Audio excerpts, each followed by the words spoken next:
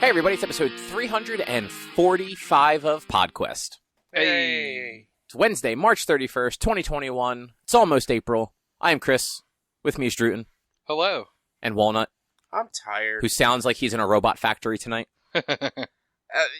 Honestly, probably after you do your whole, getting rid of the background noise, they probably won't hear it. Honestly, I don't know if I'll be able to get rid of all that. It's pretty loud. It's barely picking up on Audacity. I mean, hopefully that is the case. It's not that big of a deal. It's rhythmic, so at least, Yeah, and it'll stop within 20 minutes. Yeah. But is Jensen doing more of the thing?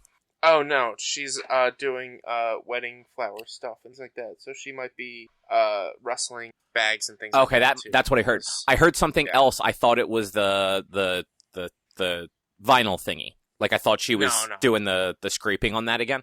No. She's her wedding is in 3 days. Holy shit, really? Uh-huh. Wow. Tell her congratulations, I guess? They say congratulations. No. I say congratulations. Fuck Druten. He didn't say shit. Only Cobb said congratulations. Congratulations, Jensen. And now Druten says congratulations. My sister's getting married not this upcoming weekend, but the next week. Nice. Man, that's weird. Right? They should have just gotten together and just done a joint wedding. It would have been cheaper. No. That would have been... Why not? I don't know. Our sisters are completely different, so I don't think they would have had the same ideas for weddings to have a double wedding. Oh, I think Jensen would have murdered Lynn. Probably. Yeah. Like knowing you, and I know Jensen a little bit. I don't know what her temper's like, but knowing what you and your brother's temper's like, I can only imagine hers is as bad, if not worse, being the youngest and the only girl. Mm-hmm. Oh, my sister's temper is terrible, too. Oh, At least I it believe was. that. But she's the middle child. So, she's used to just, everything going wrong for her. Jensen's the baby. like Richie. Jensen's the baby. So, that's not the case. She's the baby and the only girl. That gives her, extra status. Yeah. Meanwhile, Richie's the second son. He actually doesn't matter. No, not at all. Not at all. If this were medieval times, they'd be like, you can go work on the farms or whatever. They don't care about me at all. No, I mean, that's why, and you figure Eric has children, so, You've now been leapt over in the secession line. Oh, no, absolutely. 100%. I am zilch. You're not married, so, yeah. As far as your family is concerned, you don't really exist. I exist when there's animals to be taken. I mean, that's it. You're the designated cat lady now. Yeah, I am. Yes. I was going to say you live alone, but that's not the case. But you will eventually, because eventually the married couple won't want to live with you, exactly, or they'll just somehow force you out. Who knows? They'll just start taking over more and more of the house once they're married. Mm-hmm. You'll come home, Kwame will just be in his underwear on the couch playing video games. Yeah, probably. All your shit will just be in the in the laundry closet. Mm-hmm. Yeah. So completely unrelated to that, we bought a soda stream. Have you? Yeah. Yeah. Those things are pretty cool. Nice. Yeah. We thought about it, and a guy that I work with was saying how convenient they are. And they had a sale and stuff on their website for the whole pack of it. And yeah, I didn't realize the base model of that is not electric at all. There's no power that goes to it. Yeah, it's just a CO2 cartridge, right? Yeah, it's just CO2 tank screws into the back, and then you put a bottle into it and push a button, and it opens up the CO2 and shoots CO2 into the bottle. Yeah. But yeah, those things are pretty cool. Yeah, and you can make it as fizzy as you want, and then they sell little flavor. It's actually bubbly flavor, the other sparkling water company. The Buble? Yeah, that one. Okay. They just have a bunch of different flavors of that you can just add little bits of it to flavor it. Yeah, nice. Yeah, it's pretty cool. If you drink seltzer water, I recommend getting one because it's definitely it's definitely easier to do than buying cases of it every week and then having to deal with all of the cans. Yeah, I mean, I try not to drink soda in general, but let's see, I do have a bottle of Coca-Cola Classic in my fridge that last time I drank it, and it's not that old, but last time I drank it, I started to feel just gassy and sick. That's what soda does to me now, so I just don't drink it. Well, Same. I don't really drink soda, but I drink seltzer, which has nothing in it other than CO2 and water. So there's no sweetener, there's no weird ingredients. Like the ingredients are literally CO2 and water. Yeah. So it's just, it's something different than just drinking flat water. Yeah. And like generally, like I drink flat water all day, and then at night, like around dinner time, I'll have like 1 or 2 cups of like seltzer, and it's usually like flavored, like, but it's like the LaCroix flavored, where like it just kind of tastes like somebody rubbed the fruit on the outside of the glass. Yeah. It sat in the same room as a lime. Yeah, exactly. Yeah, it's not even as far as like somebody put a lime wedge into the drink. It was just kind of in the vicinity of it, and just it was there long enough in the heat. The lime went bad, and just some of it got stuck to the glass. Yeah. So following up from last week, we talked about the rumors that Sony was going to be cutting off all of the old generation storefronts. Mm-hmm. They've confirmed it. I actually got an email yesterday confirming it for them that I couldn't go buy any of this stuff after July or August. Yep. So yeah, PS3 and PSP storefronts on the consoles, because the web storefronts have been gone for a while, will stop working in July. I believe it was July 2nd. I have the article open over here somewhere, I think. Yeah, there it is. Yeah, July 2nd is the PS3 and PSP stores, and then the Vita store is going to be closing on August 27th. And I still think that kind of sucks. Yeah, agreed. Yeah, just them doing this is not all that different from like what Nintendo did with the Wii store, but the Wii store had far less stuff on it that people would necessarily want to go back to, I feel, than the PS3 and Vita do. Though, at least unlike Wii Shop, if you've bought shit, you can still go back and download it. That is true. And I mean, it's a really shitty double standard, but that's just the sort of thing you expect from Nintendo, which is why I don't really buy like major releases digitally from them, because I just don't trust that they will have that stuff available. But this doesn't mean that Sony won't eventually just make it so you can't download that stuff either. And for like the Vita, like the memory cards for that are impossible to find now, and even if you can find them, they were always incredibly expensive, but now they're 3 times the price because they haven't made them in so long. So like you can't download all your Vita games if you wanted to just to like have them. Like you're just fucked. Like if they ever stop selling those games, there's just or stop letting you download them, there's no way to get them all. Mm-hmm. Like you'll just have to pick and choose like the 3 games that you want to keep on your 2 gig card because that's all you could afford when you bought your Vita. Mm-hmm. I feel like the PSP is a little different. I feel like that one has been like dead long enough, and that kind of, I know there was the PSP Go that was all digital, but like I feel like the PSP still kind of like predated like people really wanting digital content and trusting it.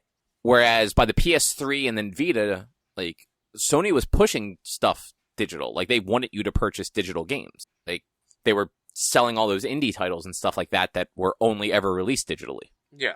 So yeah, it does suck. It's bad for game preservation, like we said last week. Hopefully they don't then take this as all right, well in a year we're just going to get rid of the ability to download this. Drew, did you listen to the Bombcast today? I did. I didn't get through the emails, but I listened to the rest of it. So I thought like they made a good point when they were talking about this whole thing, where Sony hasn't given any sort of reasoning why they're doing it. They're just doing it. Like, they're not saying that it's to free up, like, workforce, or that what is honestly probably the case is the PSN was built like garbage, and they're trying to get rid of as many old pieces of it as they can so that they can try and fix the new stuff. Because as long as some of this old stuff exists, they can't fix it. That's why, like, frankly, like, they upgraded the store on the web, and they made it worse than it used to be. Probably because of all like the hooks into the old content they have. Mm-hmm. But like they mentioned on the Bombcast, like Xbox did the same thing. They closed down the original Xbox Live, but they said why. Like they said it was old and barely functional, and they needed to get rid of it. But then they turned around and offered backwards compatibility, and you can still download and purchase a lot of those old games. Whereas Sony doesn't care about old stuff. Like, they don't want you to play their old games. Yeah. And, like, they even brought up that interview with Jim Ryan from a few years ago where he basically said, like, why would anyone ever want to play a game that old? It looks like garbage. Like, cool. The guy in charge of the games thinks that the old games that they made look like garbage. Mm-hmm. I don't like Jim Ryan very much. Yeah, there have definitely been way better faces for PlayStation. Yeah, like I thought Andrew House was actually very like likable as far as like an executive could be. Yeah. Same thing like Sean Layden. Like he wasn't out there the way that like Reggie at Nintendo or Spencer at Xbox, but like he was still always likable whenever he did an interview or was like on stage at E3 and whatnot. Like Jim Ryan just seems like he's kind of a douchebag. So I don't know. Yeah. But yeah, if you want to purchase any PlayStation 3, PSP, or PS Vita games, you better break out those consoles and do it before the summer. I actually hope that they do like a sale or something on like PS Vita or something like that. It's just like, hey, you can't ever buy these again anyway. If you want to, buy them for $1. Like, yeah, why not? See, I feel like that would end up defeating the purpose of why they're doing this, because they're trying to roll out. You're right. They're probably trying to roll out the like, no one's gonna download them anyway, so let's make it so they can't buy them, so that when we do take them down from being downloaded, there's less people trying to download them. So I feel like running a shutdown sale would like kind of defeat the purpose, because they're not doing this for money reasons. You know that. No, but they are a company that only cares about money. So if they can just go, all of these games are 50% off or more for like the last week the store's online, they're going to get sales to they're going to get sales that they're not getting right now to shut down that content. And then no one's going to download it. They're just going to buy it. Because like I said, like no one has enough memory to download Vita games. It's like a going out of business. Yeah, exactly. But, I mean, the difference between a going out of business sale and this would be you're trying to offload everything just because you're trying to liquidate and make as much money as possible because you no longer have the storefront. This is, we're shutting down the storefront. We're not trying to liquidate and make as much money as possible because we don't use this storefront. Like, I don't think they would really make that much money on this because the people who want to buy games on those systems already have bought those games. But, I mean, that might be the case, but even if they made $1,000 off of people buying games that, like, are not going to be available anymore, that's $1,000 for that literally took them no effort to do. It's not like somebody has to, like, they don't have to keep somebody employed to check people out, right? So, no, but here's the thing. I know I'm not going to go and load up my PS3 or grab my PSP and buy a game from. Are either of you two going to do that? Actually, if they did something like that, I might grab a few PS Vita games. Are without the sale, are you going to do that? I'm actually I plan sometime over the summer looking at the games for Vita and seeing if there's anything that I ever wanted that I didn't get. And I may grab it if the price isn't like something stupid. Dritten? I mean, I've got my PS3 sitting right here that I very easily could. Are you going to? I don't care if you could. Do you have plans, or have you had plans to buy games on your PS3 recently? Recently, no. Of course not. Like, then that's more my point. Like, but that is the point. But yeah, is there anything at GameStop that you or GameStop's a bad example because it's video games. Like, pick a store that like you don't shop at very often. Like, if they were going out of business and all of their stuff was 75% off, you think you'd go check it out if they sold stuff that you liked? Well, yeah, I did that with Comp USA. When they were shutting down Comp USA, I went and I did buy a bunch of games and stuff that they were but like, I went there because they were shutting down. I knew the sales were going to happen. Like, I knew they were doing that sale, so I went there. Like, the difference between the Comp USA doing that sale is they were liquidating their storefronts.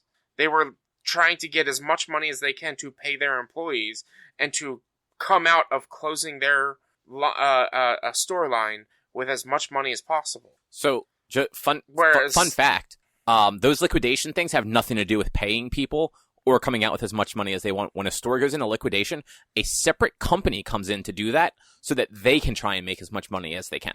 Yeah. Well, the business itself is it's usually in bankruptcy. They are not making any money. They are paying off debtors that they owe fuck tons of money to. Yeah, I just thought that was a fun little anecdote. But like, I don't understand. You're making the argument for them to do it because they actually would get to keep all this money. Like, yeah, that's by just going and clicking a button and lowering price on shit.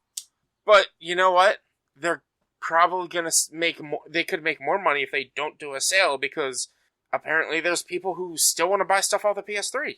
But, so why run a sale when you could just sell the things at full price? Because then there's the people like me and Cobb that aren't going to go buy shit for full price, but we'll go buy 5 times the shit at 50% off each, and we will have spent more money on than we would have if everything was full price. That is how sales work. That is literally how sales work.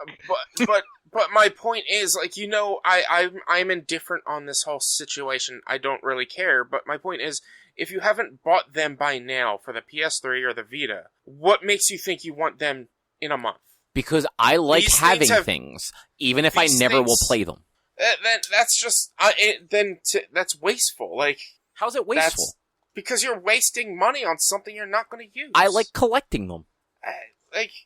And so you're going to buy all of these things that you're probably never going to be able to... You might potentially not even be able to download. So what are you collecting? But that's the whole thing. Like, I wouldn't go on there and spend $500. There are people that would. And there are people that have, like, the memory to download a bunch of this stuff. But that's what I'm saying. Like, it literally costs Sony nothing to run a sale right now. Like, all somebody has to go, like, to do a line-wide sale, all they have to do is go into the store and just, like, click a button that says 20% off, 30% off, whatever. And even if it's a little bit more than that, like, it's not like it's weeks worth of work to, like, sort that out. And all they have to do is put disclaimers on everything that, like, sales are final, like, we do not guarantee that this game will exist afterwards, like, blah, blah, blah. I mean, that's already, I'm sure, in the fucking terms of service. I mean, yes, most likely. But that's what I mean. Like, it doesn't cost them anything, or, like both monetarily or, like, business-wise. Like, nothing happens if they do this, other than they will make money that they aren't going to make otherwise. That's all I'm saying. Like, they are more likely to make money if they run a sale on this stuff in June, or, like, I say June because, like, the two close in early July. But if they did, like, a PS3, PSP sale in, like, mid-June, and then a PS Vita sale in late July, or early August, since it's late August when that one's closing, like, they're going to make a bunch of money that they wouldn't have made at all otherwise. Because it's not like people would have been spending that on PS5 games. There aren't that many. So, they'll have a bunch of money come in for them to then go in and turn a service. Like, they're getting paid that way to turn a service off. It's literally a win-win for them. They're getting to turn off the thing they don't want running anymore, and make a whole bunch of money. But especially it's factual. PSP digital sales still happen in Japan. People still actively buy games in Japan. So if they run a sale, the Japanese folks that still play their PS Vitas on the train will 100% buy things. Yeah, like I said, I don't know. This whole situation to me is just like, I'm like, it is what it is, and I really don't care that much about it. Obviously, I don't know. For somebody who doesn't care about it, you're arguing against it a whole bunch. Because it's dumb. Like, the thought of going back to my PS3 to buy, not because they look shitty. I'm not agreeing with whoever you were talking about earlier. I'm not saying because they look shitty. It's just, my thought process of going back and hooking up my PS3 and buying it, like, it's not something that, like, ever comes to mind. And yes, I'm sure there's plenty of people out there who only have PS3s. And it sucks for them that they're not going to be able to buy games come July. But I stand by, if you haven't bought it now and it's been out for that long, are you actually going to buy it? And you know what? For the PS3, sure, that is 2 generations ago. Like, the PSP has not been a current system since 2013. But the Vita, they only discontinued that, last year or the year before? I think it was 2019. It's only been 2 years since it was discontinued. They sold a developer a fucking dev kit 2 months ago. Like, those things aren't free. They have to pay money for dev kits. They sold somebody a dev kit for a platform that they cannot sell the game on they were developing. So, like, the Vita is still actively used and everything. It seems like a no-brainer, at least for that platform. Like, do a sale, let people buy some stuff on there that has come out over, say, the last 2 years. Like, because there are games that have released in the last just couple of years for the Vita. It's not like big AAA games, a lot of indie games, but they're still there. Like, let people buy them. Mm-hmm. Yeah. I don't know. Yeah, you hate things. It's fine. I just, it's just, I've never owned a Vita, so I don't really have... And the only people I know who own Vitas are, like, Druten, do you have one? Nope. Cobb, you do? I do. So the only people I know who own Vitas are you and Eric, and all Eric used his for was remote play. No, that's it. That was in the last few years. Like, he used to use that thing a bunch. He used it for remote play. I know for a fact he played Vita games on it.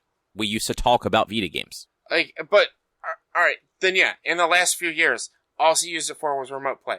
Because there's nothing on it. Like, he got what he needed, he bought the games he was going to buy, and then he hasn't used it. Just because it's only been discontinued for 2 years, and just because they sold a dev kit 2 months ago, like, that's, unfortunately, and kind of a shitty way to say it, that's on the developer. Like, they were making this game for something that hasn't been in production for 2 years. That is on Sony for selling them a dev kit. If they were shutting down their store, they should not have even offered to sell them a dev kit. They probably didn't know 2 months ago they were shutting down the store. Yeah, this is something that takes a while to... Even if this was in discussions, they should not have been selling dev units. Yeah. If there was even one person thinking about shutting down the store, they should have discontinued selling dev units. So if you're running a business and you're thinking your business is going to go under, you're going to stop getting clients? Well, from what you were just saying, it's the dev fault for making a game on a platform that was dead. So it was already dead, so why were they selling dev units? Because they could. You're still they're running a business. They can still get clients. You defend big corporations a lot. No, I'm just saying though. You also just said they're killing the thing, so they shouldn't do a sale on games. Like, you're making the like. I'm not saying they should. I'm not saying they shouldn't do a sale. I'm just saying there's no reason for them to do a sale. Like, well, I mean, there's no reason for the any same reason company they to would do a sell sale. a dev kit to someone on a dead thing to make money. Like, if like you said that they're still selling titles in Japan and such, they're still selling things. So if it's not making the money they're expecting it to make or wanting it to make, like, oh, I don't know. I just if you, like I said, if you're running a business and you think you're going under, you're not going to stop getting clients. If you're running this service and this system that people still buy things for, but you're trying to figure out whether or not you're going to shut down the storefront, and somebody comes to you and is like, I want to buy a dev kit because I want to make a game for your system. Sure, here's a dev kit. Well, I mean, there's actually, like, kind of, if you're running a business and you know you're going to shut down before you can actually render the service to someone, you should not fucking sell them a product. Like, period, end of story. Like, let me put it this way. If I'm a lawyer and someone comes to me because they need defense for a case in 3 months, but I know I'm going to shut down in 2.5 months, like, I'm going to then get sued on the back end for just taking this person's money and never actually being able to do anything when I already knew I was shutting down. Like, that's bullshit. But there's no, it's, you're in talks, you're trying to figure out. Like, that's what I'm saying. Like, if you run a business and you don't know if you're going to make it 3 months, and somebody comes to you and says, I have a case in 3 months, and you think you can make it, and then a month after you take care on their case, you say, we're not going to make it 3 months, sorry. Like, but that's... So they should have, like I said, there's no way this was decided within the last 2 months. Like, they've known they've been working on this for a while, or it wouldn't have leaked 2 weeks ago, because that means it's been sitting around at Sony long enough for it to leak. They should have at least told the developer that the store may be shutting down, or that there may be changes to the store, because you figure the developer got the dev unit to then spend X amount of time developing it for that console, only to then be told that, like, oh yeah, no, you can't. And the dev, from what I've seen on Twitter, they were not told separately that they couldn't, that the store was shutting down. They got the same notice through, like, news that everyone else did. Like, that's what's fucked up, and that's poor communication on Sony's part. Yeah. I don't disagree with you on that. Like, but like, again, they haven't announced why they're doing this. And they won't, because Sony is super tight-lipped about that stuff. Like, and this is the hopeful part. What if they're shutting down these stores so that they could fix and work on the background and maybe reopen them on the PS5 and others, and on the back end later on with a better PSN? Like, that's unlikely. 100%. Yeah, no, that. But if this was Xbox, like, maybe. But like, you don't know. We don't know why they're shutting these down. They haven't given us any information. But like, I don't know. It's like if the PS Vita sells as much as it is, there's no reason why they should be shutting this down. So like, it's not selling as much as it could be. It is. I'm just simply saying it is still in use. People still develop for it, and people still buy things on it. It's probably not making them millions of dollars, but there is a small amount of revenue coming from it. We're running a sale, like I said, like. It doesn't hinder them doing anything. It just gives them a little more money in their pocket because there are like, I still use my Vita, like, no, I'm not going to say a lot. Like, I don't use anything a lot, but I use it enough. Like I pull it out and play it a few times a year. Like when I say a few times a year, like I play a game on it a few times a year.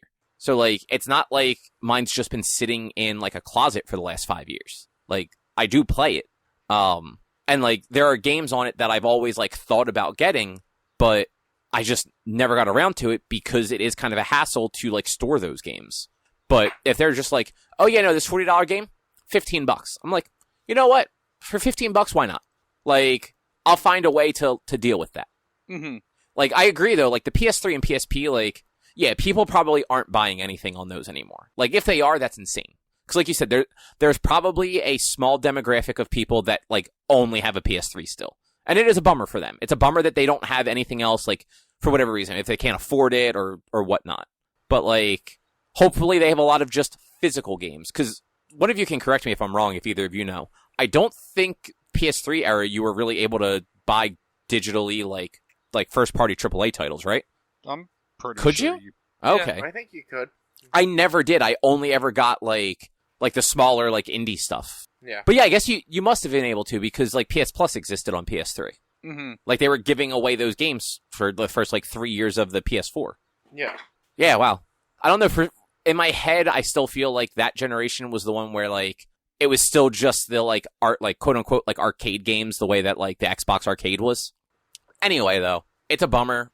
Richie apparently really likes corporations, you fucking jerk. I just when it comes to something like this, it literally, I'm just like, eh. You defend companies all the time. You're always backing Sony and Nintendo and shit. You're fucking pro-corporation. You're looking for that future where, like, Taco Bell is, like, our church or whatever. You know what? I'd go to the church of Taco Bell. Well, because it's, like, the only fast food place you can eat. So, like, of course you would. I mean, I can eat Chick-fil-A, but that's already a church called the Catholic Church, so... You're not wrong.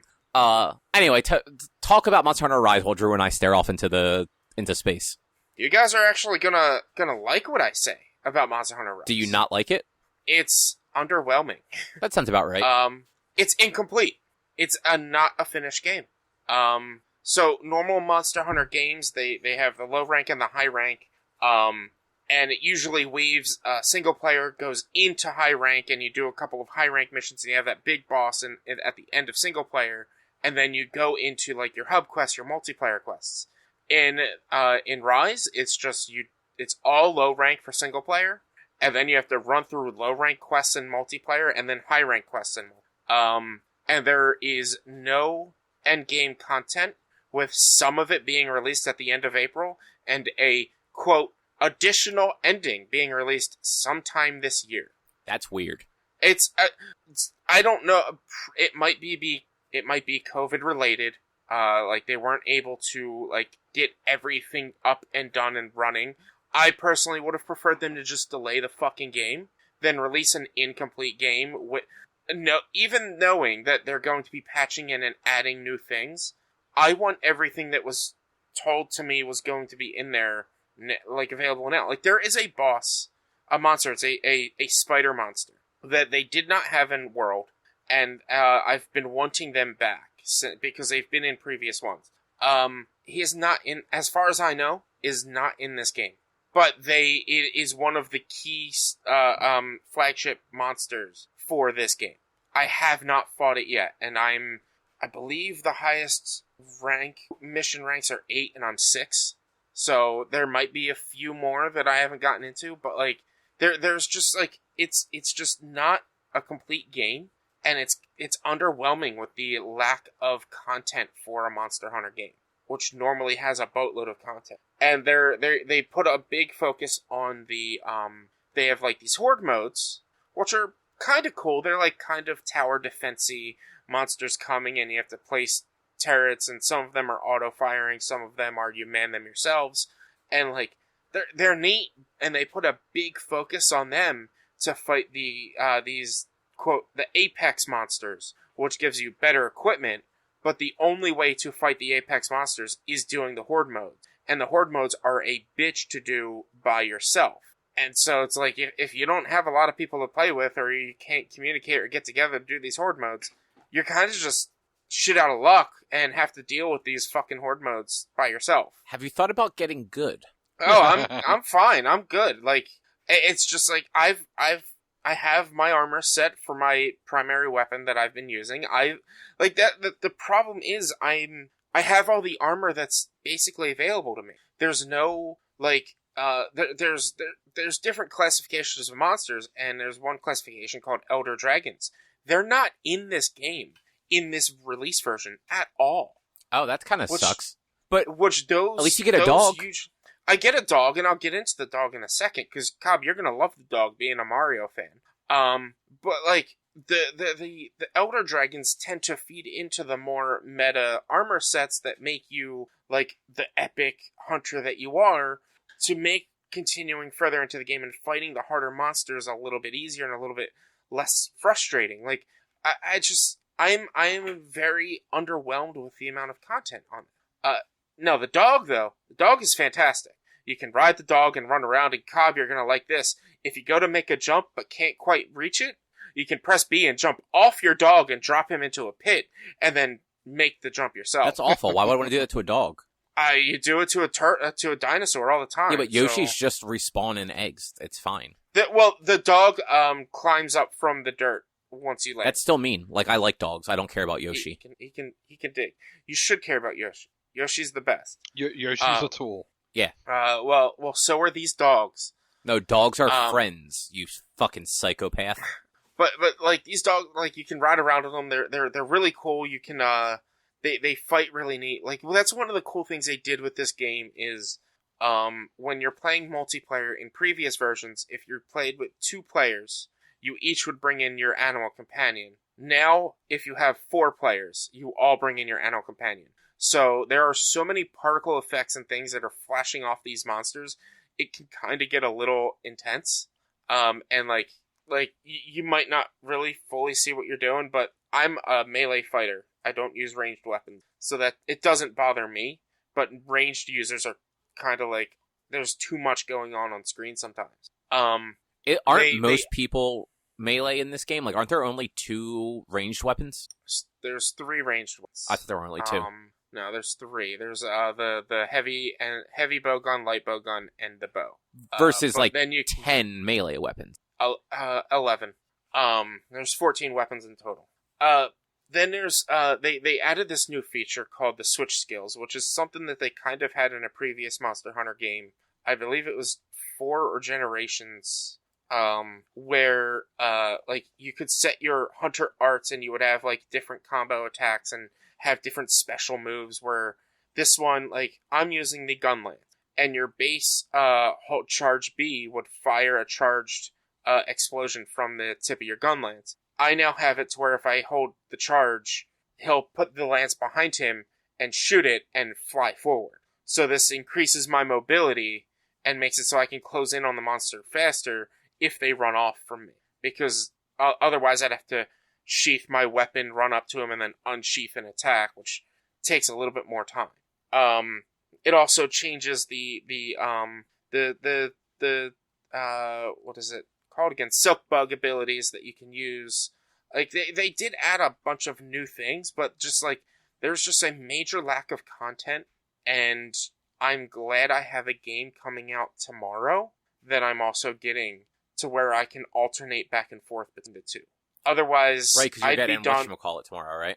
I'm going to be getting Outriders, which comes out tomorrow. And if I weren't doing that, I'd probably be done Monster Hunter next week, at least until the first DLC, and then be done that a week later until the, quote, additional endings come out, or whatever. So this isn't as good as World? No, it's not as good as World. It's probably not the worst, but it's right now it has the least out of any Monster Hunter in my experience. Okay.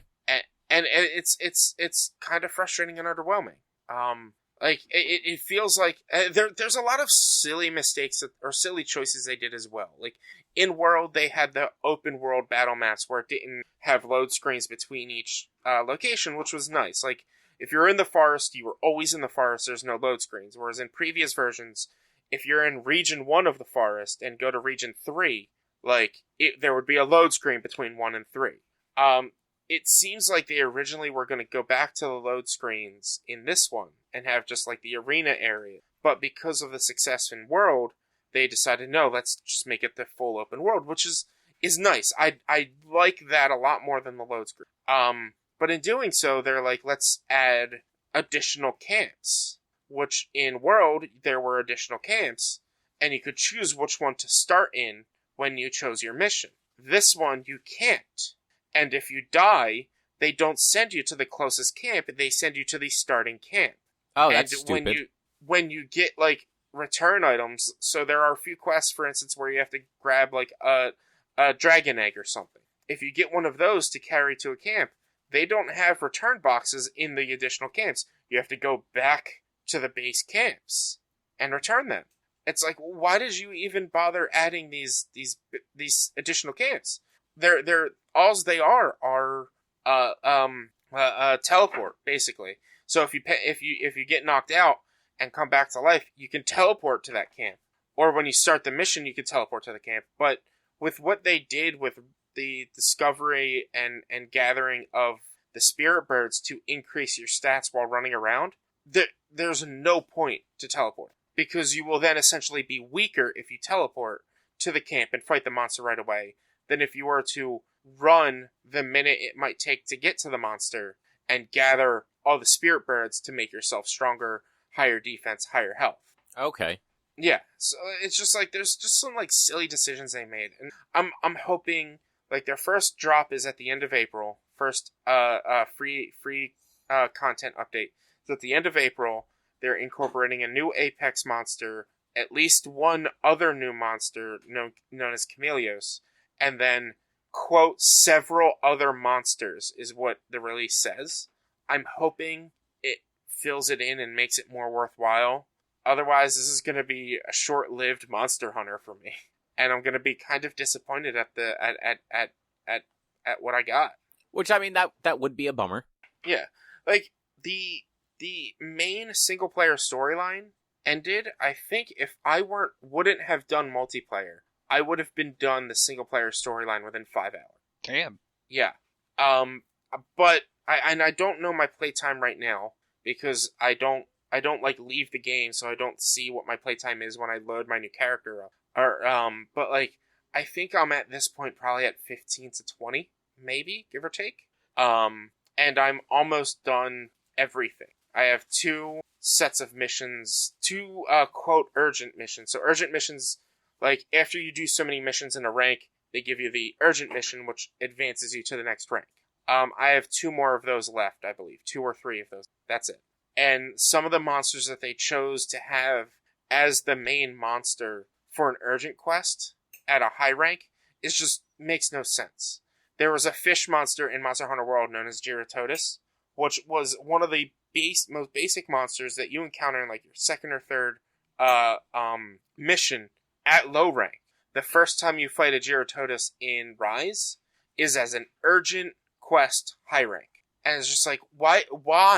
This is the worst monster ever. Like, he sucks. Why do I have to fight him at high rank? There's so many other better monsters that they have in store. Why do you give me a fucking Gyrototus? Why not? Because they wanted to make people mad, it seems. I don't know. You're right, you don't know, and it shows. Yes. So you're probably not going to play much of that over the next week. You're just going to go back to Outriders? I'm probably... Well, I've got Jensen's wedding stuff over the next couple of days, so I don't really know how much of either I'm going to play, but I plan on mostly alternating back and forth. Not overdoing it for Outriders and not overdoing it for Monster Hunter, and just like taking my time on both. But I might have more to say about Monster Hunter next week, but I will definitely have stuff to say about Outriders. Okay. All right. That's fair. Oh, where were we? Oh, this one is stupid. So CG Projekt Red announced that in 2022 they're going to be starting development on 2 new AAA games. One is going to be a Witcher title, the other one's going to be a Cyberpunk title. They should, finish the game that they put out last year first. Yeah, no, exactly, because even with the patches, the game is still pretty buggy from what I've seen. Their big patches that they supposedly started working on haven't even come out yet. Yeah, exactly. It's supposed to be one sometime in the next month or two, and then another one by the end of the year, I believe, is what they've said. Yeah. And you still can't buy that game on a PlayStation Digital Store. I was about to say that. It is still unavailable to purchase anywhere else. So, cool, I guess, right? So, on top of that, they have two new AAA games they're going to start working on. They also have said that they are going to release a Witcher 3, next-gen update by the end of this year. And it's why are you working on this? Why is this even a thing you're working on? You literally have a brand new game that's fucking broken. Fix your shit. And then start working on other stuff. Mm-hmm. But, they're probably just trying to make some money because that game didn't go real well. But, I don't know. It definitely doesn't seem like a great move. Yeah. Yeah, that's just... like we said, have your one game working before you start 2 more new titles. It's dumb. It's so dumb. Yeah, exactly. Why? Why was that a thing you thought was a good idea? Look at what Square Enix did when 14 was a dumpster fire. They pulled everyone off of everything to get that into a Realm Reborn. Exactly. But no, CD Projekt Red. They're like, well, this is a dumpster fire. Oh, by the way, we have 2 more working dumpster fires. Yeah, who knows? They might not be dumpster fires. We are assuming. But, because, The Witcher 3, it was not perfect when it released, but, it wasn't fucking Cyberpunk. Yeah. No, but it was pretty rough when it came out. It did have problems, but a lot of the problems were more, people complaining about, the way it looked, because it did not look anything like what they had shown it to look like. And, that's fine. But, I got that game close to launch, and it was totally fine. It was way too long. That game had just too much to do in it. But it still was, it was fine. It worked. I was able to play the game without too many issues. Mm-hmm. But yeah, this just seems like the wrong way to do it. All the way. Absolutely. And, they probably won't learn anytime soon. Because they're getting... they won't. Yeah. They're making their money, so what the fuck do they care? Yeah. But yeah, I wanted to mention that because I just thought it was kind of wild that they're going to be working on 2 new AAA games next year. Obviously we're not going to see them for quite a while, but the fact that they are in production as of next year, that's just absolutely insane. Niantic also, another quick one, is working on a Pikmin AR game to complement their Pokemon and Harry Potter AR games. I don't know if you guys saw anything about this. I have not, but I'm totally interested. Yeah, honestly, Pikmin definitely fits that mold better than Harry Potter did. Yeah. It's honestly, Pikmin and Pokemon actually make sense for that sort of thing. Yeah, they do. And I enjoyed playing vanilla Pokemon Go. I have not played Pokemon Go in so long that there's so much that I don't even know about it now. That I feel like if I were to try to get back into it, I'd just be lost. But nah, you'd be fine. A Pikmin AR game, I might be okay. It'd take me a while to actually fully understand everything that's going on again. It really wouldn't. They haven't changed that much. I dip into it every once in a while. It's still basically the same game. They broke things up a little bit more to make it easier, and they added there's now a free box every day with a couple Pokeballs and some potions in it. Okay. And there's Team Rocket balloons instead of always having to go to stops to fight the bosses. Well, I mean, that's all pandemic stuff. Oh, they did that because of the pandemic. People weren't going out. They were trying to promote stay at home. So they did everything they could to increase the amount of playability for people staying at home. Yeah, definitely. And it seems to have worked. All that stuff's fine. You can get remote raid passes, and you can only have 3 at a time, but they give them away a lot. So unless you're actually doing a bunch of raids at a time, you don't ever have to spend money on them or anything. Yeah. But But a Pikmin AR, I love Pikmin. I want to get the Pikmin 3. I had it on my Wii U. I've been thinking of getting it on the Switch. It's a fun little game. It is. They're always like just sweet, fun, silly games. That I'd definitely be down on trying out a Pikmin AR. Yeah, it would be a good choice. Mm-hmm. Otherwise, Avengers, you got around to playing the Future Imperfect stuff? Yes. Did you? I did not. I haven't even turned that game on since I finished the story because I want to get the actually I might try and do that tonight before the month ends so that I can eat the data and everything at the end of the month instead of at the beginning of next month. For what do you mean? To like download the patch and everything for the PS5 version. Okay, yeah. Yeah, try. I mean, you don't really need the PS5 version for it. The game runs fine on the PS4 version. I did get the PS5 version. It runs smoother. It runs a lot smoother, but I have it in it gives you two options of what modes to play. And I have it set to one is like peak performance and one is like peak smoothness or something like that. It's usually performance and fidelity. Yeah, and so I have, I guess, fidelity, like to where it runs smoother. It's not at its most beautiful, but it runs smoother and it looks nicer. And it's that would be performance. Fidelity. Then I have it set to performance, and so it does run better. It's a lot smoother, and it was like kind of jarring to get into it at first, based on how I remembered it playing.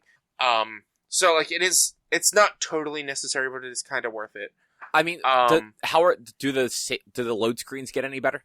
The load screens were fine on the PS4 version on PS5. I mean, compared to other games, that game still takes an excruciating amount of time to load. But compared to how long it used to take to load, I mean, that's fair. It took no time at all. That's fair. Like, I never played it on PS4, but you didn't play it on PS4. Like the load times weren't as bad as it was on PS4, and I thought it loaded like fast enough when it was just a PS4 version. Eric said the load times are fantastic on the PS5 version, but I feel like that's more just the PS5 and less the version. No, because they might have the PS4 version of that on the PS5 still I get it because you played it on PS4 you remember the really bad load times.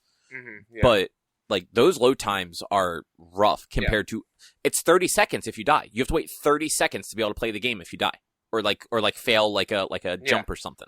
I mean, I didn't really die, so I was having issues with Cap in that first the first bit of Cap when you're running through the space station. I kept messing up the wall run, and it's a one and done. Like you do it once and you die. And then there was a scene near the end with Cap where you had to jump, but you had to hit something with your shield first, and I did not see the thing to hit with the shield. So I was trying a bunch of different stuff, to see if there was something to wall run off of or double jump off of. So I kept dying and having to wait 30 seconds for it to reload. No, I don't remember having any issues like that. Those load times are not great. But for the update though, the Future Imperfect stuff, Clint is fun to play as. He is different. He even though they're both archers, he plays very different, in my opinion, than Kate does. They were able to differentiate the two characters well enough to where even though they're kind of the same character, style-wise, they differentiate enough that they feel like two different playable characters. Okay. His specials are pretty cool. One of them is a heal aura that he drops down. Another one is just a flurry of arrows, and as you increase his level and get his upgrades, can become either fire, lightning, or ice damage. And then his ultimate is Yondu's weapon from Guardians of the Galaxy, which is pretty sweet. Oh, that is kind of cool. Yeah, you use it, and he slides an arrow on the ground and pulls and releases it, and it just flies around, and I think at max you can have it hit up to 20 enemies, and it does some pretty high damage, which is pretty good. His play style, he's less agile than Kate, so he feels a little bit more of a hard hitter. He uses a sword still, but that's just because it's Clint. I guess he's always used swords. I don't know. I mean, not he knows how to use a sword, but I feel like he didn't really use a sword until he was Ronin. Yeah. So, and this is probably post Ronin for a while. Assuming he was ever Ronin in this timeline. Yeah. And overall, he's fun to play as. The storyline content for Future Imperfect kind of underwhelming. Really? how it ends is it just ends. Like, you did Kate's, right? No, I haven't done any of that. I only did the campaign. Oh. So, with Kate's stuff, it actually runs you through a story where she's trying to, like, it's exciting and you're actually trying to stop something and do something, and you end up going into a whole portion where you're trying to save the world and whatever, and save Clint, and then, like, Clint comes and like, you rescue him, and then he, and I already spoiled this for you a while ago, so that's why I'm openly talking about it now. And then he just passes out, and he's like, quote, time sick or whatever. And so it's like, oh no, it leaves you on a cliffhanger. This one doesn't really have anything like that. At least not in the main storyline. There might be something in the Avengers Initiative thing that might feed it forward more, but I don't know. Like, the regions you go to, the wastelands were pretty cool. You didn't really fight any new enemies, which was kind of frustrating. They were all just mostly robots and watchdogs and nothing new. Which, like, you're in this world where you're, like, the Earth is destroyed in the future. Why aren't you fighting Kree and shit like that? Like, why aren't there Kree on this one? No, it's kind of, it was kind of a letdown, as well. Like, just underwhelming, and how it ends, it just ends. Like, I don't know how much you're interested in hearing spoilers or whatever. I don't want spoilers, because I will get around to playing it eventually. But, like, it was like, it was a cool little thing to do, but it's shorter than Kate's, and it just, like I said, it just ends, and it's kind of bullshit. That's a bummer. Yeah, like, and you'll understand more when you actually play it, like why what I'm getting at. Like, the whole point of this thing is you go into the future. You go into the future because you've seen the trailers and stuff. You go into the future to find Nick Fury. Oh, I actually didn't know that. Well, it's future and like you're in the future. That's not what Future Imperfect is in the comics. Well, you've seen the trailers and stuff, though. At least I've never watched them with sound. I just knew that it was Future Imperfect. Well, yeah. So you go into the future to find Nick Fury. That's like, and then it just ends, and I'm just like, this is dumb. It's like, it's a letdown. Like, I feel bad for you because you bought it primarily for Future Imperfect. And I don't think it's going to be anything of what you want it to be. I mean, that's fair. But Clint's fun to play as. And I want to futz around with the game a little bit more to see, like, if it, like, opens up more in the Avengers Initiative portion of the game. Or if that's just it. And we're done until later this year for Black Panther? Wakanda, Black Panther, and their raids and stuff that they're supposed to be adding throughout the next couple of months. Yeah, I mean, that is a bummer that, like, it just kind of ends, but I don't know. Yeah. Hopefully all of their content stuff works out and people actually want to play the game. Yeah. That's what I'm hoping right now, is that they can bring in some end game content to make it worthwhile but for right now, with how much of a letdown the ending of this series of this portion was, like, I won't play it again until Wakanda comes. Which it's fair. Yeah. So just keeping with comic book-y things, Marvel announced this week that they are going to be cutting ties with Diamond comic distributors the same way DC did last year. Mm-hmm.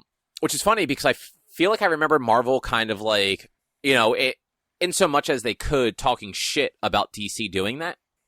So in case you guys don't remember, Diamond Comics Distributors was the company that basically sent books to all of the comic stores. So all of your, like, local comic book shops would order books based on the Diamond order list. And that's where, Marvel, DC, Image, Boom, IDW, like, that's where all of those books got distributed from. DC moved to another, I forget who DC's actually working with now, but, like, they moved away from that last year, when comics were not being shipped because Diamond shut down distribution for those first few months of COVID. Mm-hmm. And now Marvel is making a similar move. They're going to be working with Penguin Random House as their distributor going forward. It's going to actually be starting in October, and they're going to be distributing their monthly and trade paperbacks to comic book shops. Hatchet Book Group is the company that, like, goes to, like, the bookstore, like, that sends like, your trade paperbacks and stuff to bookstores, so, like, your Barnes and Nobles and stuff like that. They will still be handling that side of it. It looks like if like your local comic book shops though want to still order this stuff through Diamond, they'll be able to do that, but Diamond will actually have to go through Penguin to get those things. So it's not known if that will cause any sort of like markup on how it goes, because as it stands now, like, and every comic book shop is different, but like your bigger shops actually get discounts on books when they order them. So like in some areas, if there are like multiple comic book shops, one store will actually order inventory for multiple stores. This way, they all basically get a cheaper rate on the books. So like we actually have a lot of comic book shops in this area. So I know like at one point a few of them were doing that, where like the biggest of like 3 or 4 shops would order books for all 4, and then they usually come in like a day or 2 before New Comic Book Day. They would just send them, like either those shops would come pick them up or they would send them over or whatnot. I don't know how common that still is, but with Diamond not being the direct distributor anymore, we don't know if there's going to now be shipping delays on things if you're trying to order it from Diamond, or if the prices are just going to go up because Diamond now has to pay Penguin to get books and then to also ship them out afterwards too. Mm-hmm. So I don't know that like the consumer will see a huge markup, because comic book shops basically just charge cover price. Like whatever the book says its costs is what they charge for it. Unless it's like a back issue. Back issues are usually the ones that get a markup to them. Yeah. So we'll have to kind of wait and see what happens there, but either like comic book shops are either going to have to go through Penguin House, or they might like start losing money on some of these orders. And it's weird because like Diamond really was they had a monopoly on that market for a long time. Like that was the place for places to buy like monthly comic books to sell in their stores for at least 20 years, probably longer than that. I'm not really sure how long Diamond's been around, but yeah. So comic books are changing. Yeah, that's crazy. It is. It's just weird. It's weird to think that like just these like normal publishing house distributors are going to be like doing that stuff now. Because like frankly, like historically, like I feel like books, like actual like normal novels and prose and stuff like that, I feel like that sector always kind of just looked down on comics. But now it's like, oh no, like these things are responsible for billion-dollar franchises now. Like let's make some money off of this. Yeah. So I watched a bunch of stuff this week. Like that's basically how my week went. I'm not going to spend a lot of time on anything. I'm just going to run through them real quick. We finished watching Angel. The first 3 seasons of that show are actually pretty good. The last 2, not as much. Especially the last one was definitely the weakest, even though like they introduced one of the better characters from like that universe came over. Spike from Buffy came over to Angel for the last season because Buffy was already over. Yeah, that's right. And like those, like Angel and Spike had the best dynamic, and like those 2 actors had a lot of good chemistry. But like that whole last season of Angel, just kind of weird. Like just felt off and different from everything that came before it. Like almost like it didn't, like the characters didn't even always feel like they were the same character. Yeah. But still like 3.5 good seasons and like 1.5, 2 like mediocre. Like that's still not bad for a show. It's like 120 episodes or something like that. Yeah. We also watched over the weekend the movie Scary Stories to Tell in the Dark. I don't know if either of you guys have heard. Nope. It came out in 2019. Okay. So I thought it was actually like a kids movie, like not a kids movie, but like Goosebumps, like not really like a horror movie. It involves children, but it's definitely got like a real horror vibe to it. It's basically like a bunch of kids go into a haunted house and some shit goes wrong and they end up leaving with like a book that apparently belonged to the woman that used to live there that went crazy. And the book starts writing its own stories, like in blood, it looks like, but about people that like are in the movie. So like the first one, it writes a story about a bully and basically how the bully dies. But it's never just like, it's not like Death Note where it's just like, oh, like he got hit by a car and that was that. Like it's always something like creepy, and it seems like they're playing off of like the fears of the people that it's being written about. Mm-hmm. So yeah, like just a lot of weird monsters show up, and it's actually a really interesting kind of like idea. It's based in the 60s too. So like they don't have cell phones or anything like that. Like when they start figuring this stuff out, they have to like call people and hope they're home, and they don't really know if like something already happened to them because the story's being written already. Yeah. But It's like $3 to actually purchase on Amazon. Like it's not even a rental. But it's definitely worth checking out if you're looking for something that has like the horror vibe, but isn't like full of jump scare and like bullshit.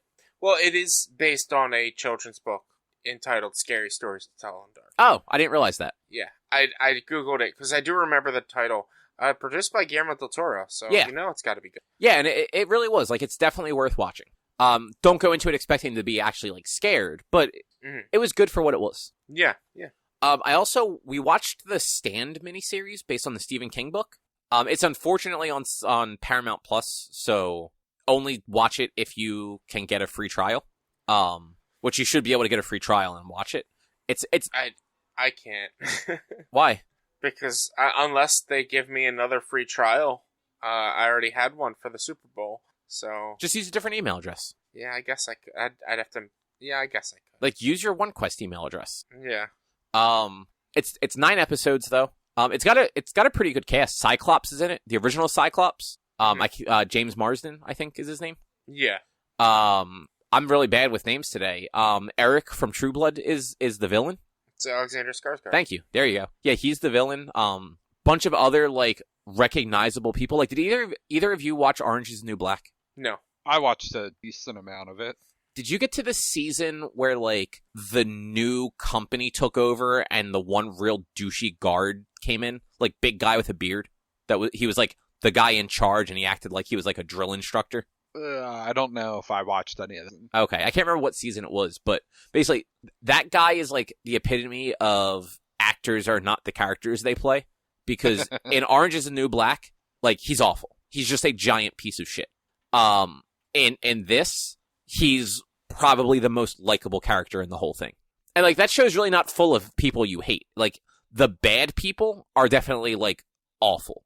But like, all the good people are like generally pretty decent people. But he plays a guy who has like not severe autism, but like pretty bad. But like, he's just so likable, like the whole time. Like, every time you think something bad happens to him, you're just like devastated because you're like, oh no, like, is he okay? But like, Whoopi Goldberg's in it. Like, just, it's got a really good cast, but it's a very timely miniseries. It's about a viral version of the plague, or a weaponized version of the flu. I don't know why I said the plague. A weaponized version of the flu ends up spreading around the world and murders like 1.3 billion people or something like that, to the point where like there's only a handful of people left that are immune to it, that just don't get sick when they're around it. But like, it's fucking bad. Like people's necks swell up with mucus and stuff like that. It's so bad. And yeah, so it's a bunch of people basically. The first couple episodes are people traveling to this like settlement in like Colorado. Because this dream version of Whoopi Goldberg is showing up and telling them to come to Colorado. Okay. Meanwhile, like the bad people are all congregating in Vegas around Alexander Skarsgård's character, and he's got like some sort of supernatural powers. Like, he is definitely like a evil incarnate, basically. Yeah. But it's cool, and definitely went someplace I didn't expect, and it's based on a 40-year-old book that I've never read because it's like 7,000 pages. Oh yeah, it's huge. Sarah bought the like full unabridged version, and it is seriously like 1,800 pages. Yeah, and I don't like Stephen King's writing. Like, I think he actually tells really good stories, and I like them generally when they're made into decent movies. But I've just never been able to get into his actual writing style. He's a little too descriptive. He spends too much time on like the minor details, which I get, like, helps draw people in and actually be scared by this stuff. But I just get bored when he spends like 5 pages describing like the wallpaper in a house. Yeah. But this miniseries was definitely worth it. He wrote the finale, like the final episode. Oh, awesome. Yeah. So yeah, Paramount Plus if you want to check that out. And then I watched the first 3 episodes of Invincible on Amazon Prime. Nice. How is that? Because I see trailers for it constantly. So it's really good, and I actually messaged you yesterday and told you should check it out. Yeah. So it's based on Robert Kirkman's other long-running comic book series, Invincible, which is his take on like the Justice League, basically. The first episode, there is literally they're called Guardians of the Globe, and every member is some sort of stand-in for a Justice League member. There's a Batman, there's a Superman, there's a Wonder Woman, there's a Aquaman, a Green Lantern, and a Flash, and a Martian Manhunter. But like it's kind of like a world where like a My Hero kind of world where there are a lot of people with powers, and the government does have like kind of a say in some of it. By like basically having these government run superhero teams. Yeah. And so like the Guardians of the Globe are like the team, whereas some of the other ones are like the Teen Titans, basically, where it's just a bunch of other like younger heroes. The show's about Invincible, who is actually the son of this universe's Superman. So he gets all of those sorts of powers, but they don't manifest until he's like 17.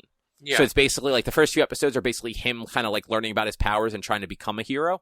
But it's super dark and gruesome. Like there's a lot of murder. There's a lot of blood. A lot of foul language. And definitely not like your normal superhero stuff. Like it's nothing like you'd expect it to be, having watched like DC and MCU movies and TV shows and stuff like that.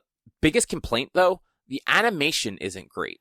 Like, at times, it's good. At times, it looks good, and some of the action looks okay.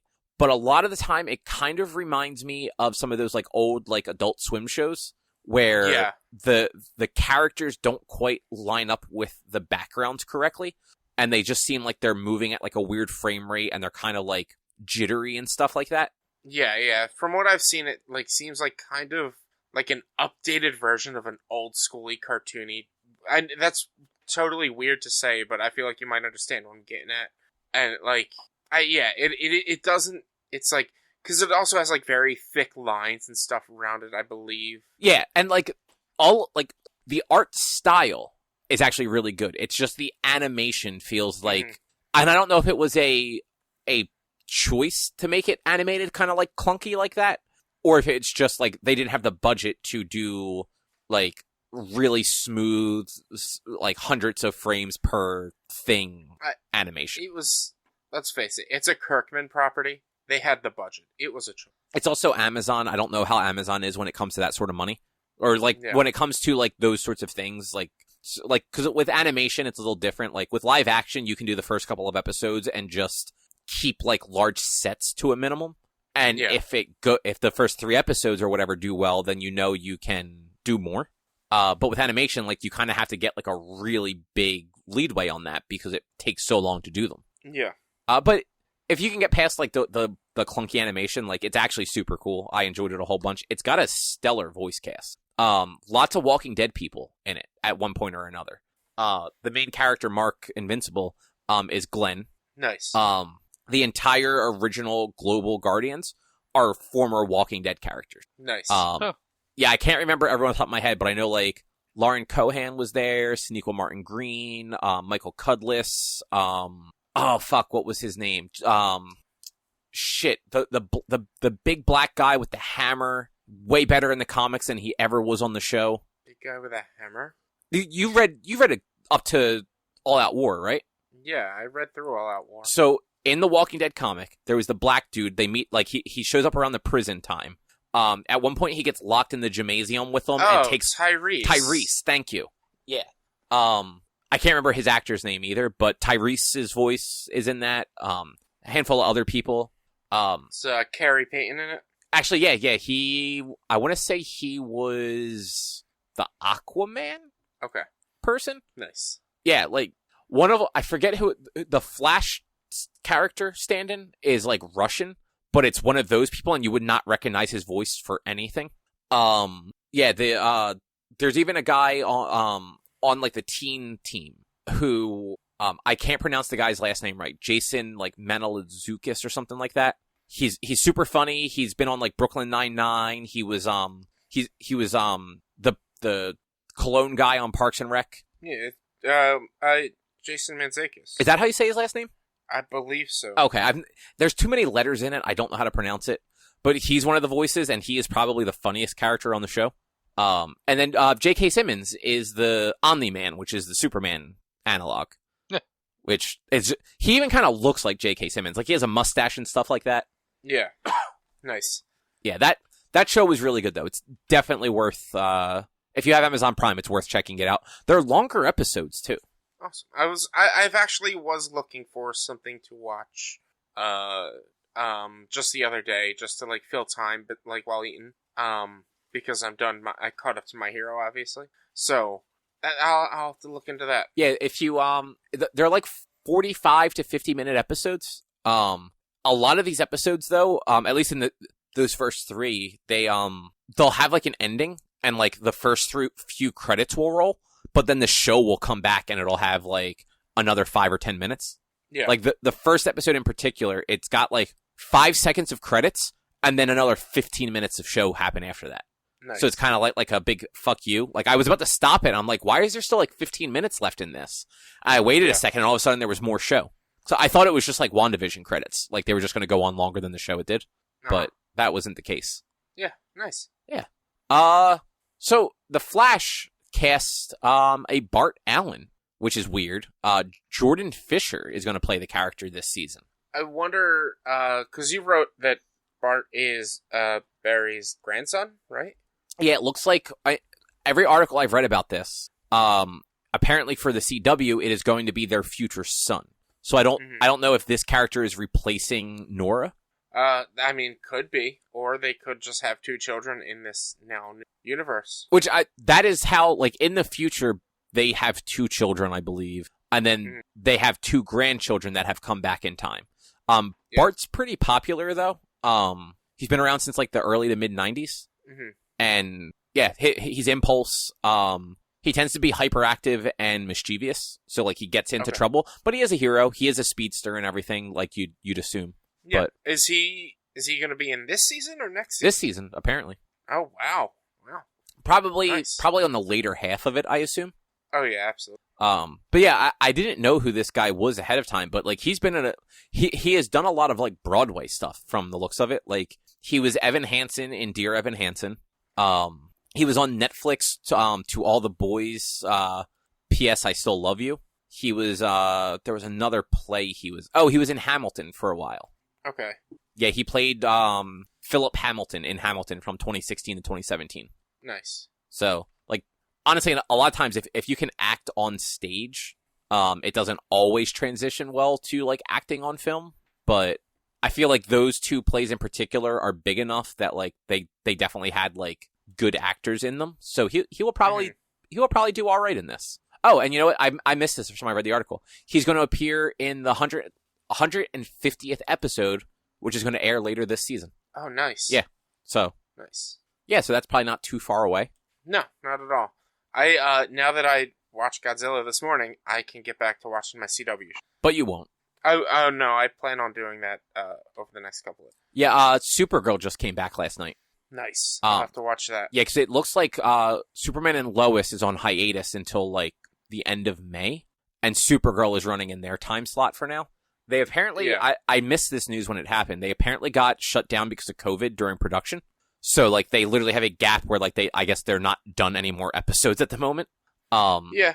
So they're basically, like, taking a hiatus to catch back up on episodes, and then I don't know if Supergirl will transition to another night after that. I have a feeling, like, Batwoman will end before Superman comes back or something, and maybe... It's possible. They'll move Superwoman or Supergirl over there. I don't know. Yeah, we'll find out. But, yeah. You also threw this one in here with CW stuff. They cast Donald Faison as Professor... I never watched Powerpuff Girls. Is it Utonium? Utonium, or it's probably, but it's Utonium for Powerpuff Girls. So, I love Scrubs, and I listened to their podcast, and when I saw this yesterday, I was just like, just give him a nice shout out. But yeah, Donald Faison is Professor Utonium in the live-action Powerpuff. Which, like, that's cool. Like, I like that actor. Like, I've never actually watched all of Scrubs, but I've seen enough of it to know that Turk was probably the best part of that show. I just started my second, maybe third quarantine watch through. Now that Parks and The Office aren't on, I need to find something new to watch sometimes. Yeah, like, I mean, you watch shows weird, though. Like, you watch them before bed. Like, I don't. I just fucking go to sleep like a normal person. Well, I mean, I don't watch this before bed because it's on Hulu, and my iPad's so old that I can't play Hulu on it. It cannot take the update on Hulu. Oh, God, really? Yes. Yeah. So I'm stuck with Netflix. So I'm watching New Girl for like the umpteenth time this year. Have you thought about trying to upload your iPad just to see what would happen? I've tried updating, and there's no updates available for my iPad. And when I try to like update things on my iPad, Hulu is not one of them, and it says your version of Hulu is outdated. It's weird. That's a bummer. No, I didn't mean update Hulu. I meant update like the iPad OS. I've tried updating. There's no updates available for the iPad OS. Oh wow, so yours is just so old that it can't even get a new version. It's 8 years old, man. It's still 9. It's Apple 9 years old. Apple usually lets you download updates forever on like other stuff. I didn't realize that they didn't let you do that on the iPad. There's usually a cap with Apple. Like it's about a 2 to 3 year cap. Like after about 3 years, they no longer release updates on products that are that old. My laptop is 7 years old and 6 years old, and I feel like the laptop might be a little bit different. I'm more so for like their phones and like the iPad. And they do still release the updates on iPhones. Like I have clients that have 6-year-old iPhones that are still relatively up to date. They don't work well, but they're still up to date. I remember there are iPhones that can't get certain updates. Oh yeah, at a certain point they do they do limit that, but they do last for a while. Yeah. But so you wanted to bring up something about that you noticed between King of Monsters and Godzilla 2014? Yeah. So we ran through the show quickly because there's a major kaiju discussion we get to have, and this week was another double feature. Last week was a double feature with Kong Skull Island and 2014 Godzilla, and this week was King of Monsters and Godzilla vs. King Kong. I actually woke up at 6 o'clock this morning to watch it before work. I actually did manage to watch it this afternoon. Nice. So we have, within recent weeks, Cobb, you talked about King of Monsters. I talked about it within recent months. I like it, you don't. I'm not going to get into that. But there are a few like little things that I never caught in my previous watch-throughs, more specifically in King of Monsters, but between the two of them, that kind of blows my mind that they did this for like fan service or fanfare. For one, Ken Watanabe plays Dr. Serizawa.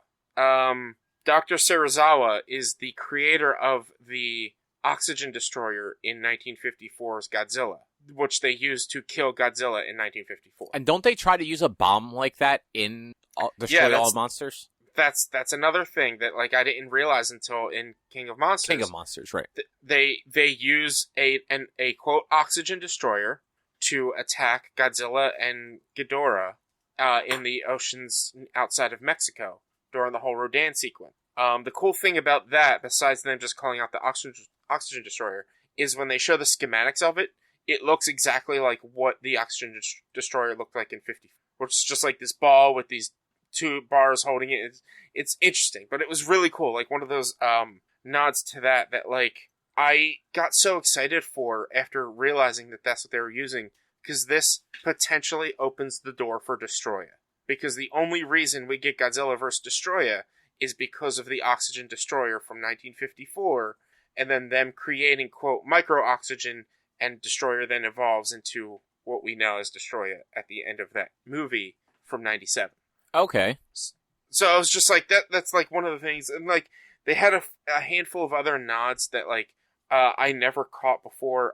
At the very beginning, when you hear the noises coming from Mothra in really early on, the noise they use is the actual Mothra noise, but they only use it that one time, which which was kind of cool as well.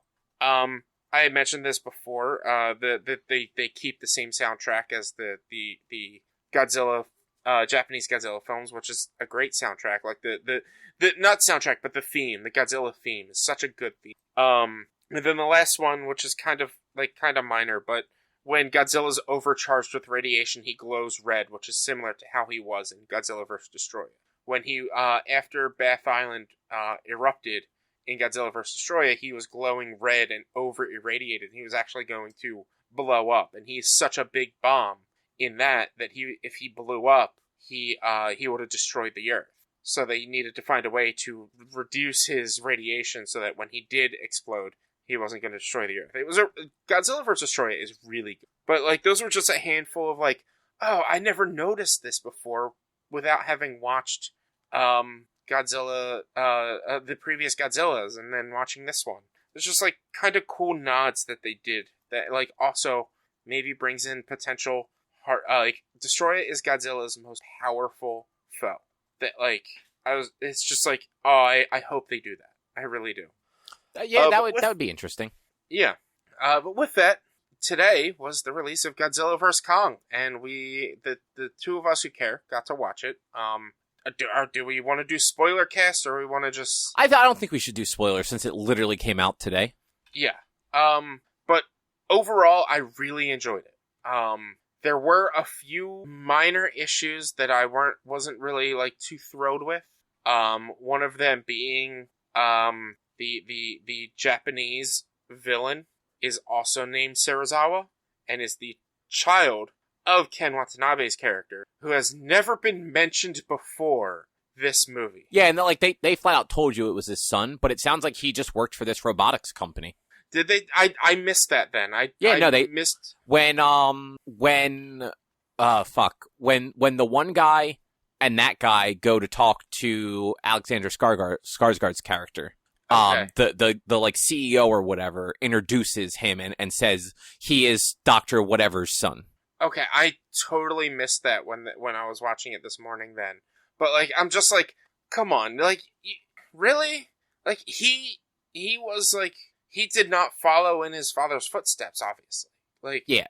And that's kind of a bummer because his father was all about protect the kaiju, and then this character, he's one of the lead villains. It's like, no, kill the kaiju. So that was like one of my biggest issues with the movie was that character, or just that idea that he is Serizawa's son. But besides that, I enjoyed it. The acting was on par with the acting that you would expect of a movie of this caliber. The soundtrack was good. The fight sequences were really good. And I feel like you might have enjoyed this one a lot more than any of the others because it did make a much larger focus on the monsters than on the humans than other. No, and I did. Like, I liked I particularly liked the King Kong parts. Like, because they were at least interesting. Like, even the people on that side of it were interesting. Whereas I didn't really care about, like, the three other people, like, sneaking around the bad guy's lair, basically. Yeah, like, the Godzilla stuff, like, or not Godzilla, the King Kong stuff, that's what really pushed the story forward. And it also created the whole, like, confrontation in general. Whereas the stuff with Millie Bobby Brown, what's her character's name? Madison, I think? Madison and her friend and that guy, like, that stuff was, like, kind of, it was a little too over the top. And out of the realm of believability, even in something such as this, if you get what I'm saying. Yeah, like, that whole sequence just felt weird. Yeah. I would have been fine if they cut out Madison entirely and just had it as the podcaster. And he was doing all of this with, like, friends of his. I don't think they needed to have the connection with Madison.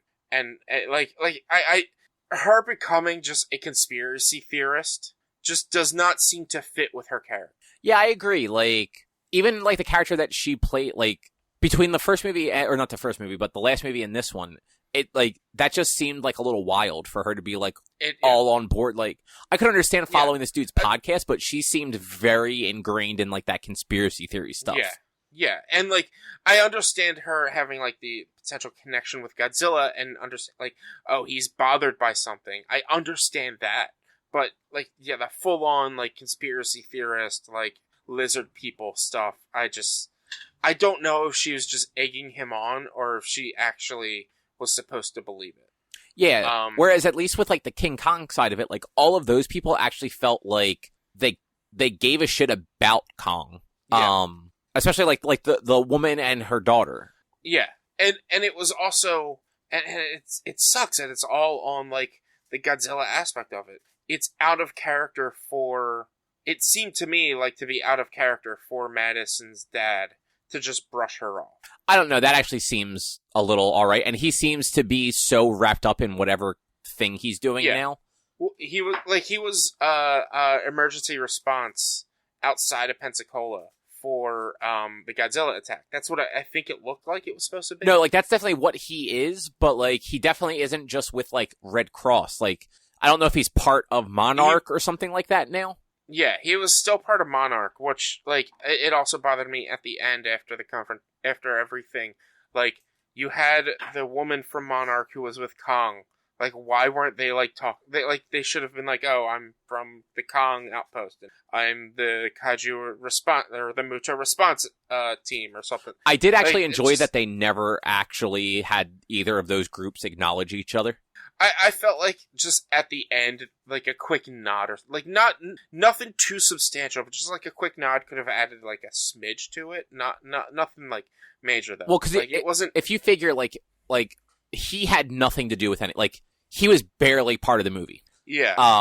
But like it makes sense. Like the other three were not officially supposed to be anywhere. They just happened to be somewhere. Yeah. And neither side knew what the people that were with Kong the whole time have no idea where the villain at the end came from.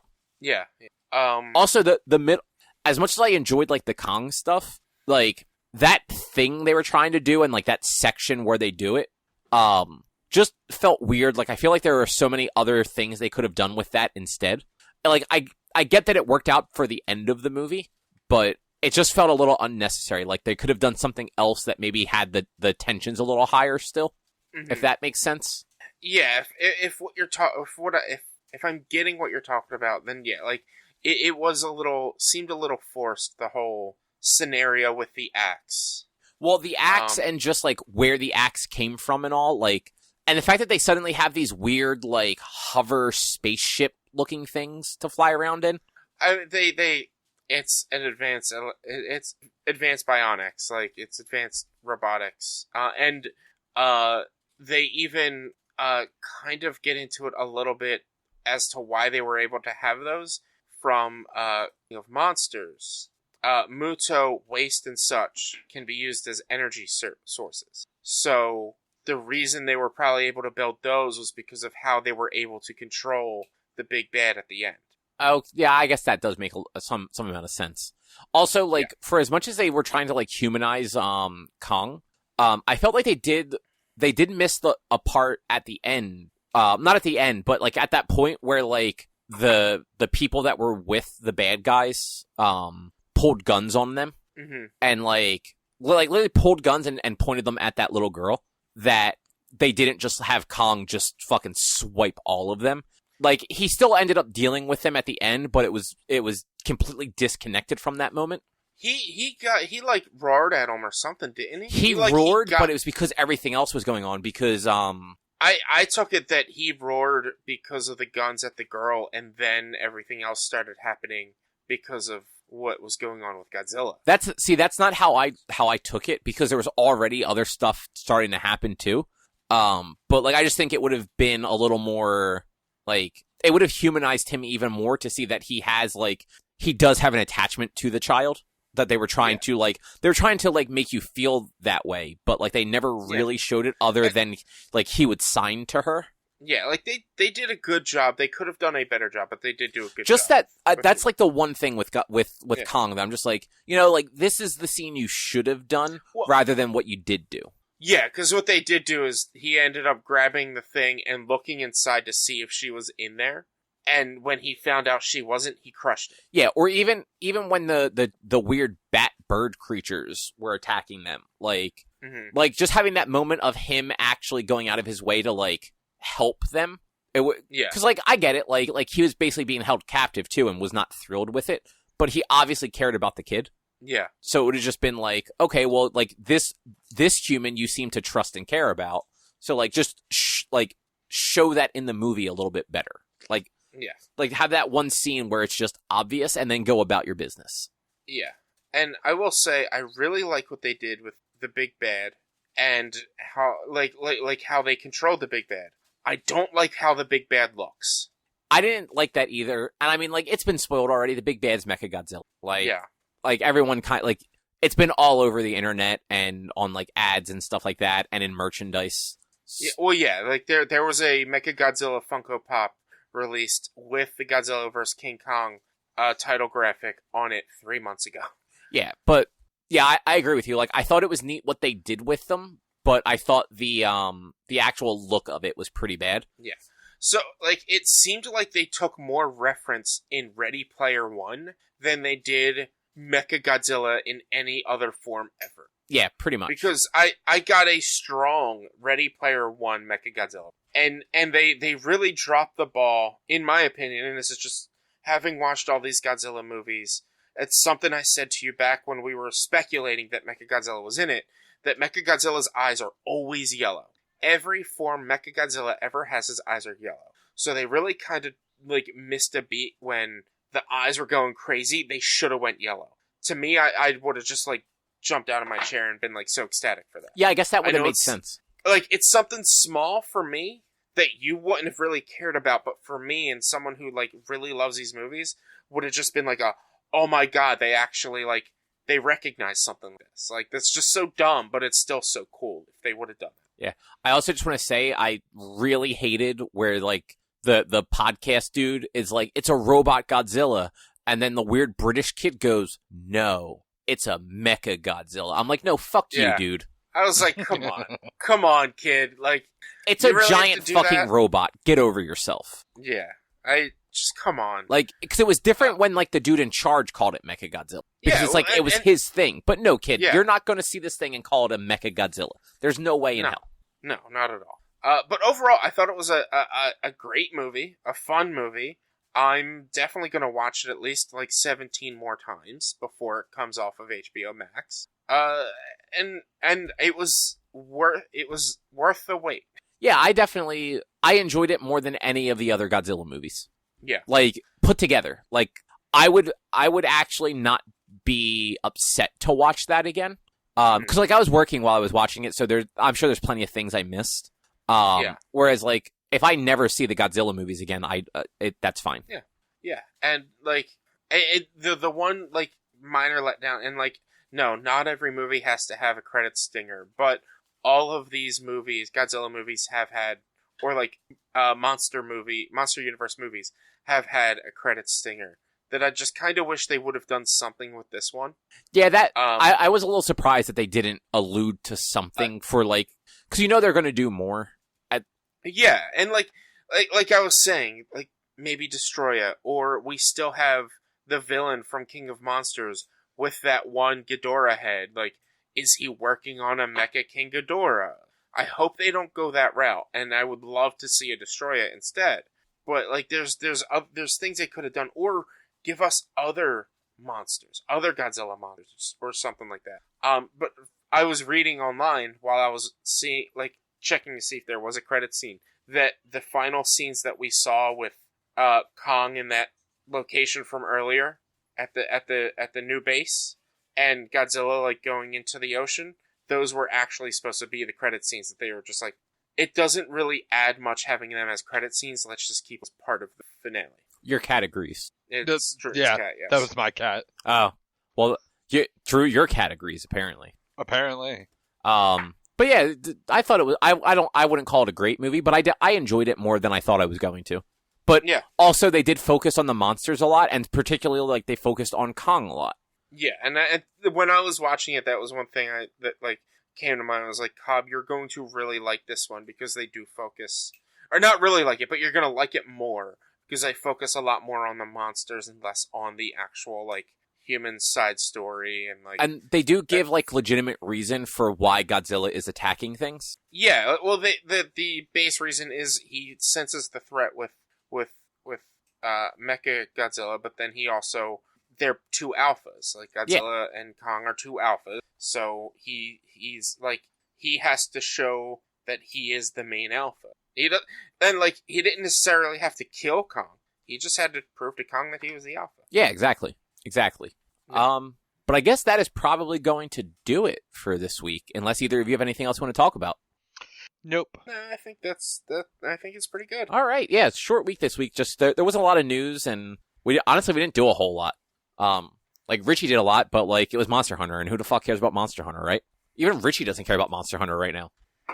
Oh, it's a letdown so far. Not a full letdown, but it's a letdown. It's underwhelming. That's all I'm gonna say. It's enough of a letdown. Yeah. All right. Well, if you would like to go find more of our content, you can head over to www.one-quest.com. You can also help us out by supporting us at patreon.com/onequest. If you can't support us there with your dollars, though, you can go to your favorite podcast platforms like Apple Podcasts, Google Podcasts, Spotify, Stitcher, Amazon Music.